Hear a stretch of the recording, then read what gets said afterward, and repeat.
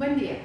mi nombre es Yadira Elizabeth Medina Alcántara y soy integrante del Poder Judicial de la Federación en México. El día de hoy quiero compartir con ustedes algunas reflexiones acerca de la educación judicial. Y para ello voy a partir de dos premisas. La primera,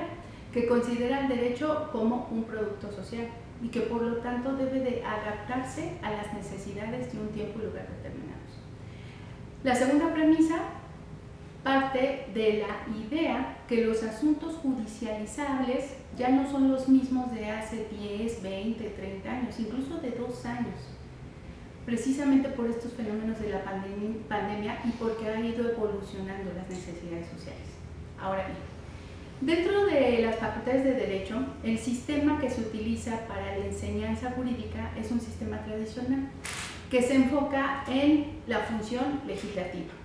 en el estudio de las normas jurídicas, a partir de conceptos e incluso de elementos como textos jurídicos, muchos de ellos en donde el elemento fundamental de entendimiento del derecho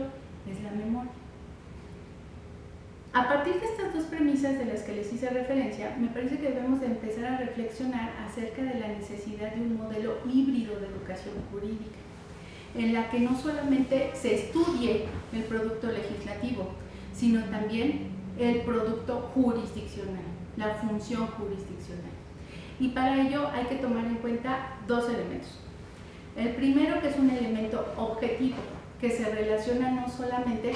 con el producto de la función jurisdiccional, que serían los actos jurisdiccionales, las sentencias,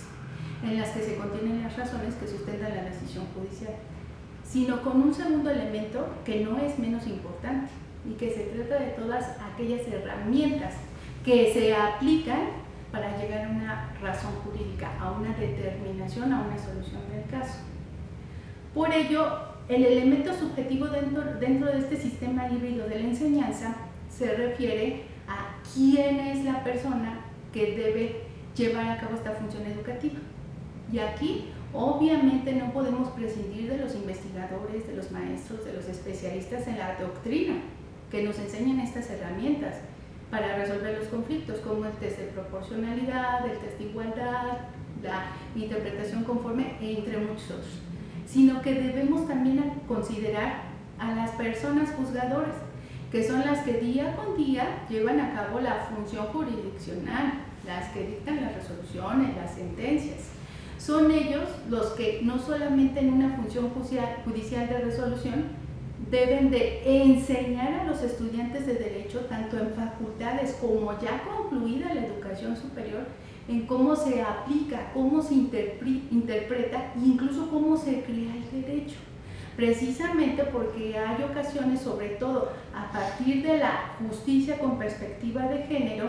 que se debe enseñar el análisis de los derechos humanos y su interpretación al caso concreto. Desde este punto de vista, desde este sistema educativo híbrido, nos tendríamos que preguntar cómo debe ser la educación, si solamente debe ser para funcionarios judiciales o debe de ser para las personas en general. Y me parece que tampoco aquí se puede abandonar el principio de una educación inclusiva, sino que la educación judicial debe de ser desde las facultades e incluso después, tanto para funcionarios de carrera judicial como para todos aquellos que se encuentran fuera del foro e incluso para personas que son las destinatarias de la norma jurídica. Por eso, la enseñanza judicial debe de abarcar o debe de dirigirse a todo tipo de personas. Es bien importante tomar en cuenta el punto de vista del funcionario judicial y el punto de vista del litigante, de la persona que está en el foro e incluso de los propios investigadores, porque eso es lo que enriquece el conocimiento jurídico y son todos ellos los que deben de conocer la forma en la que se emiten las razones jurídicas por parte de las personas juzgadoras, porque el juzgador no solamente se legitima a través de sus sentencias, sino se legitima enseñando cómo es que se dictan las sentencias. Ya no se trata de resolver en un lugar donde nadie tenga acceso, sino de enseñar las herramientas de interpretación y de aplicación jurídica. Sin embargo, aquí deberíamos de preguntarnos, ¿cuáles son las razones que sustentan este modelo híbrido? Y para mí son dos. La primera, que tiene que ver con el conocimiento teórico de los derechos humanos, porque ya no se trata de la interpretación de la norma en un Estado, al interior del Estado, sino que precisamente a partir de los sistemas universales e interamericanos de derechos humanos, esta interpretación se vuelve global, se vuelve regional, sobre todo por el sistema vinculante de las decisiones interamericanas. Y además también no podemos olvidar esta globalización, incluso que se está demostrando a partir del fenómeno de la pandemia que ha ocurrido en estos últimos años, en donde se deben de considerar las decisiones que se están tomando sobre derechos humanos en otras latitudes, inclusive a partir de doctrina. Pero ¿por qué no saber qué están haciendo otros juzgados, qué están haciendo otros tribunales en otras partes del mundo, que precisamente van a enriquecer la labor judicial? Y cuando se enseña esos contenidos a los propios estudiantes, a los especialistas, por parte del juzgador, quien los estudia y decide qué herramientas aplicar, incluso considerar lo que se está fallando en otros lugares, es lo que va a enriquecer la enseñanza judicial. En este orden de ideas, me parece que la enseñanza judicial va a tener dos retos. El primero, acerca de olvidar o de separar o de restringir el estudio del derecho desde una visión positivista, en donde solamente se resuelvan casos con subsunción de reglas, sino que ya debemos de empezar a considerar modelos realistas educativos, una metodología realista, obviamente con todas las limitaciones que aún se tienen o con todos los cuestionamientos que se hacen a la función realista del juzgador en cuanto que crea el derecho. Sin embargo, no podemos olvidar que ningún caso puede quedar sin solución. Entonces hay que enseñar cómo se resuelven los casos,